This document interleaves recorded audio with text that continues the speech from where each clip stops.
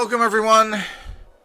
Dr. Thor Templar here, and I want to talk about another historic issue in the occult sciences, which is swept under the carpet, the usual lies and deceptions, which is just horrific. The more research I do, the more I find how everything's been suppressed, twisted, turned inside out. Pretty much like the world.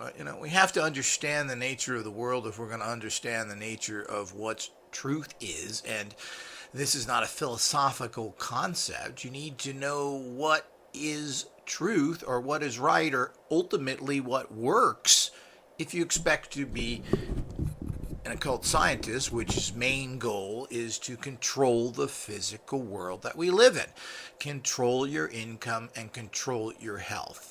From there, you're then in a position to live a proper, honorable life without having to worry about following or being conditioned by the society structure that makes you a slave. Gee, that scares the hell out of society, which is why occultism and the occult sciences in particular are so harassed and put upon. They are scared to death of liberating a huge percentage of the population, which started en masse in different times in society. The last time, which really frightened the controllers, was in the late middle 60s up until the early 80s, where a large group of very professional, good people, top scientists, started putting all the pieces together. That had to be stopped. So we have all these ridiculous liars and cheats and disinformation agents out there. So one of the major things is that's happened that has been used by dumb bunkers and skeptics, if you can call them that, whatever that means, and common schmientists, all the do-nothing losers who have put society where it is today by coming up with no answers, has been the case, of course, Houdini. Now, we've heard of Houdini. I think everyone is well aware of him and his nasty, rotten attitude of being scared to death of the huge shift in business away from theatrical magic to people who are actually communicating with spirits and doing occult practices, which certainly is fascinating. Would you rather go to a seance, and whether it's real or not, thinking you're communicating in a what is now called super normal reality, or go see a stage show where you basically say, well, that's pretty amazing, but we all know it's a trick. So what do you think people went for? So people were moving and spending their money in that. So Houdini, as the head of his branch of cheaters, liars, and deceivers, came out and had to put a stop to that. So, and the usual honorable man, Sir Arthur Conan Doyle, the author of Sherlock Holmes and many other books, an accomplished medical doctor, a war hero, and all-around great guy, tried to deal with Houdini and his likes as a man of honor, and found out how that got shitted upon.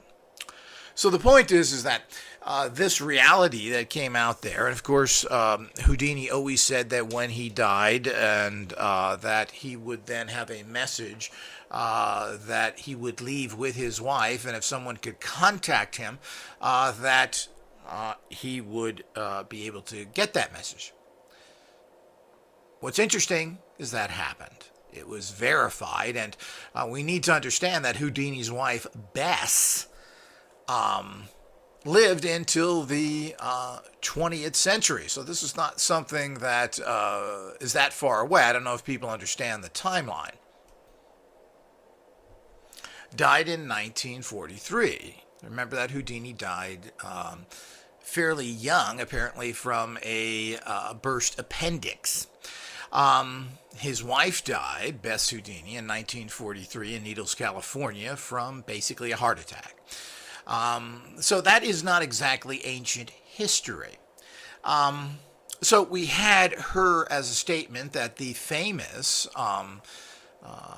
psychic that was very active during and after Houdini's years, so to speak, who actually communicated with Houdini, Houdini's mother, and ultimately with his widow, Bess. And you got to remember that this psychic, Arthur Ford, again, a person who was living in the 20th century, died in 1971. That's even closer to our reality. He's written several books, which I'm in the process of reading, and some other critiques on him, but he was able to get the message that Houdini left with his widow, contacted his widow, and she agreed with him and wrote him a note to the fact that you got it while everybody else failed. Did everybody get the lies that's been perpetrated to you, that this never happened in psychic power, if you want to use that term? I prefer what's been used for a while, and I've just discovered, I'm always learning too, supernormal. I think that's a great term, because there's nothing paranormal or supernatural. It's all natural. Just because the egghead and rock brain next to you, the conditioned whore who's bought by society, otherwise known as your debunkers and skeptics, who are on the payroll of large corporations and being manipulated every day to keep truth down, who are committing crimes against humanity, are liars. They want to warp this. So much so that here's a typical thing that these liars have done. But let's cover this completely first. Arthur Ford, a famous psychic and medium and spiritualist who has been proven time and time again to be correct in so many things he's done. Oh, well, it's not 100%, Thor. What is 100%? Go talk to your doctor when you have an operation and ask him how many people died. Nothing is 100% in anything, and a lot of people have horrible records of success, quite frankly, complete failures, like science, the police, the military. Military hasn't won a war, police haven't controlled any crimes, science hasn't found a cure for anything, they haven't found so-called free energy. Of course, we know they have, but these are all failures.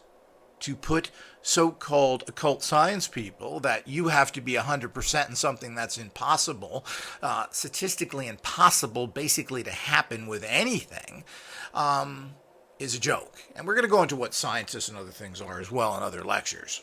So let's differentiate and understand what so-called scientists are. We're not talking about engineers, biochemists, people who do things and create things. We're talking about people who have speculative ideas about life in general, otherwise as theoretical scientists. Talk about not being 100% of anything. But I digress.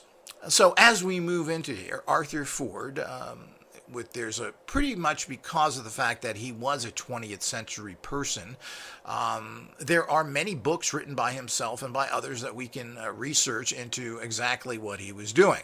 But here we are, he actually was able to communicate with Houdini's mother, which he was always trying to. But by the way, so Arthur Conan Doyle's spiritualist wife made contact with her as well. He denied it in his typical rude, obnoxious, filth way of disgracing this great man by taking his lies and deceits to the press without even speaking with Conan Doyle about it as a so-called friend. But remember, you have no friends out there. So the point is that scumbucket Houdini, who has lied and been deceptive on every possible level, was contacted by Arthur Ford. He got information from him, passed it to his widow, who was keeping the, quote, secret, and was able to verify that information. She wrote him a letter stating as such, and the case is closed. Well, is it? Not when you got the garbage-headed Crimes Against Humanity group out there that you keep pouring buckets of water on their head and they keep telling you, well, that's sand. There's nothing wet about water. Yes, Dumb bunkers, we know in your mind that is true. So Arthur Ford here, verified by his widow, which had no reason to in any way want to give this person that her husband crusaded against, or at least his type, meaning a spiritualist, why would she give them credit? Well, I'll tell you why the lying debunkers went out and did, and what they've written on that garbage informational source called Wikipedia, is now they're claiming that she was an alcoholic and found old Ford kind of cute.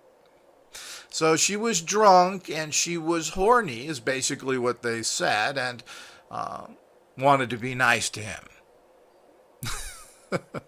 Going against the entire career that her husband did because she was a boozing, horny babe.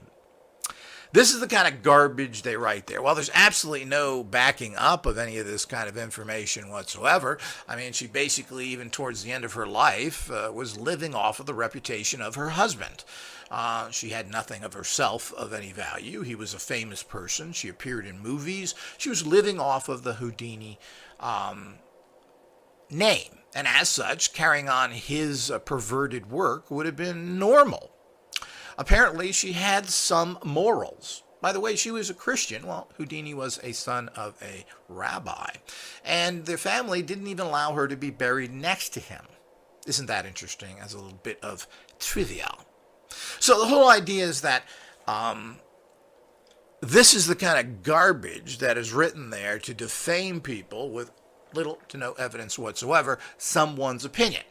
Now, Bess Houdini, who died in 1941 from a heart attack on a train going through California, apparently. Well, this is very interesting because it certainly didn't equate to the fact that here's a terrible alcoholic who died from alcoholism. None of that is mentioned, none of that is talked about, which certainly would be if someone was a terrible alcoholic. So the point is that it is unlikely that that particular situation was the case whatsoever. And whether someone is an alcoholic or not doesn't, I would think, would have them come in an opposite opinion, understanding and allowing for the what alcohol does, which takes down barriers. It allows you to function in truth, especially initially, and then makes that truth overemphasized by what the alcohol does. So if you're a loving person, alcohol tends to make you more loving in what you do, and when you drink too much of it, it makes you stupid loving. So that's the usual problem with alcohol. So the whole idea is that certainly this could have reaffirmed what she needed to survive on was the fact that the message was never given. Wouldn't that be her actual claim to fame to the day that she goes into the grave? But she didn't. She willingly admitted that Arthur Ford did get the information, was correct, and in great detail.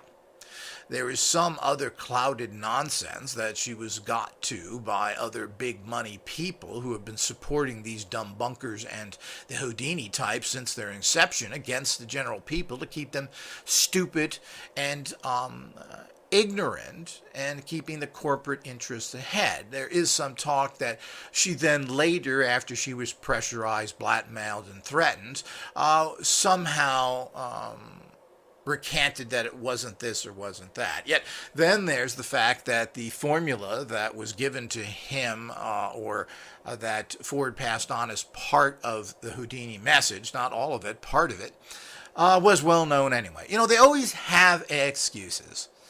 And they always make sure that there's some particular way out. No matter how right you get things as an occult scientist, you're never going to be right enough. And that's why we don't need to get our verification. We don't need to be validified. We don't need to be patted on the back by ignorant, buffoonish pigs that know nothing about science, reality, or consciousness to tell us what is right. They have created a world of evil, hate, and destruction. Why should we bother to have anything to do with them? Act and be silent, as they say in the occult sciences. Make your life do its want. Who cares what any of these people say? What you need to understand as an occult scientist is that all these things are 100% real, 100% powerful, and you can use them for your own benefit. That's what the occult science is about. Not following the slave system outlined by society that puts you in horrible positions and causes great people to be pushed to the side and down because they don't have the money for big time educations, if that really means anything. Education today is the number one debt of the American people, overcoming credit card debt. That ought to tell you something. For colleges that have been propped up and are fake, colleges you can't even get educations anymore because they're completely full, so fake colleges have come in that mean nothing, that people are spending hundreds of thousands of dollars and going into debt for the rest of their life. Many with government loans that they can never get out of. Yet they can't get hired because the education they got, nobody cares about. These things are brainwashing to begin with. It's best that people make their own way without using these systems, if you can at all. But many people don't have the opportunity to choose one way or another because of these financial problems. So it's been solved. Everyone knows this person made contact. Of course, he's another charlatan. He's making up things. It's all cold reading. It's all nonsense.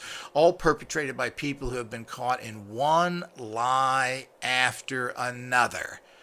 These debunkers, particularly the unamazing Randy, has been a proven liar. He has been convicted of crimes. He's been involved with helping criminals. He's connected to all sorts of dubious people and organizations, and the government, by the way, and their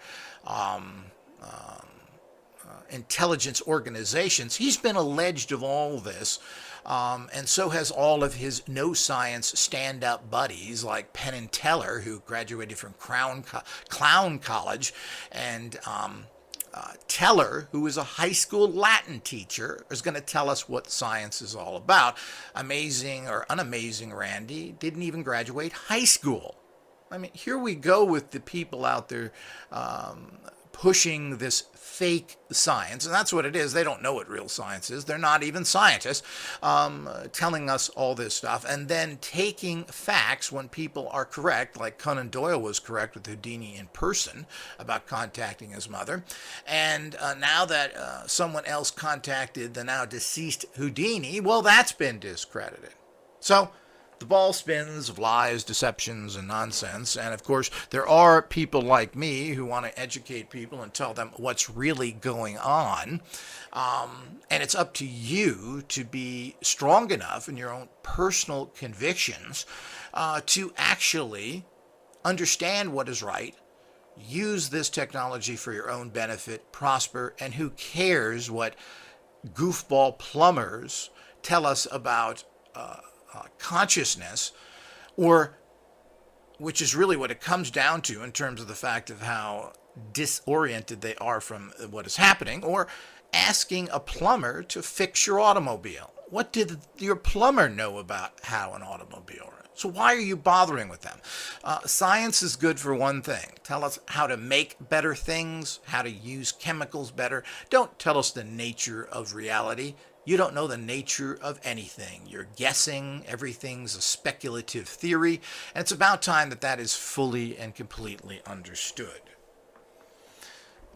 Remember, everyone, make sure you go to our website for more information about the many experiments we do, the literature that we offer that teach you how to change your life. Make sure you subscribe to our YouTube channel. Make sure you like this as well. That's the game that's played out there. You want to get the other opinion out there, you have to support those who are doing it and who are producing practical items for you to change your life. That's what the occult science is all about, and that's what the Guild offers. All you have to do is go to our website. We're a non-profit organization assisting everyone to grow to the highest possible level that they can. Do that, support us, and watch the world change.